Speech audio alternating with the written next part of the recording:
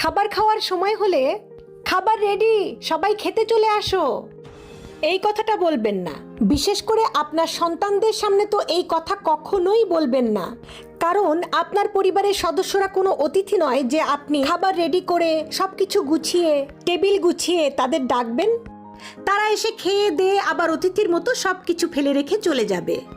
বাংলাদেশে বেশিরভাগ পরিবারে মনে করা হয় খাবার গোছানো, টেবিল গোছানো, খাবার সামনে তুলে দেয়া শুধুমাত্র মায়ের কাজ। এটি একটি ভুল ধারণা।